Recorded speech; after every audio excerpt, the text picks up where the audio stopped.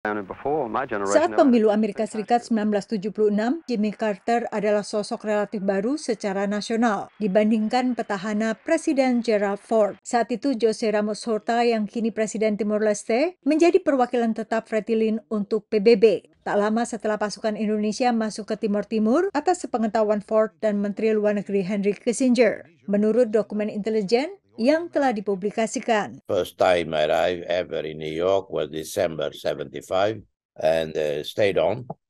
And I followed the election campaign between incumbent President Gerald Ford and President Jimmy Carter.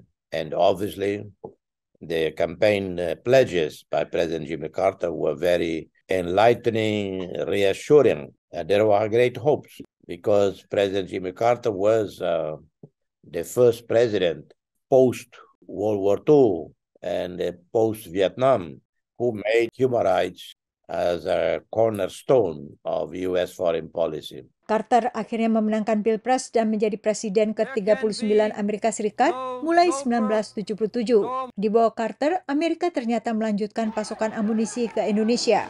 Meski saat itu pertempuran telah menewaskan puluhan ribu orang.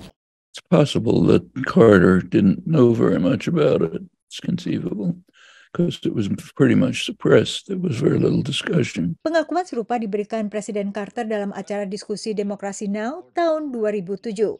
There's so many different things that the president has to do that are pressing in crisis that you can't really expect any president, including me or my predecessors or successors, to know the details of things like East Timor. I wish I had, but I didn't. And most U.S. officials in the Carter administration did not think East Timor important at all. They thought Indonesia was important, and they saw East Timor as a distraction. And they wanted to really just make it go away so that they could focus on trying to strengthen their relationship with Indonesia in the aftermath of the end of the Vietnam War. Jimmy Carter akhirnya hanya menjadi presiden selama satu masa jabatan, dan masa kepemimpinannya dirundung sejumlah persoalan dalam dan di luar negeri, mulai krisis energi dan antrian panjang di pom bensin, hingga penyanderaan warga Amerika di Iran. Pada pemilu 1980, ia dikalahkan Ronald Reagan. Tapi selepas lengser dari jabatannya, Jimmy Carter dan istrinya Rosalynn akhirnya kembali ke kampung halaman mereka di negara bagian Georgia.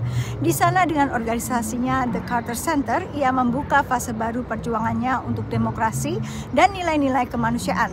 Carter sendiri akhirnya mengunjungi sedikitnya 80 negara untuk memantau pemilu, mediasi konflik, dan penanggulangan penyakit. Referendum Timor Timur tahun 1999 juga menjadi salah satu pemilihan yang dimonitor Carter Center. Atas berbagai kegiatan kemanusiaan ini, Jimmy Carter memperoleh hadiah Nobel Perdamaian. Even while he was in White House, putting human rights on the agenda of U.S. foreign policy, and what he did after leaving office on social, humanitarian issues, on promoting human rights democracy around the world, far outweighed any aspect of his time as president, aspect that was negative in regard to Timor-Leste.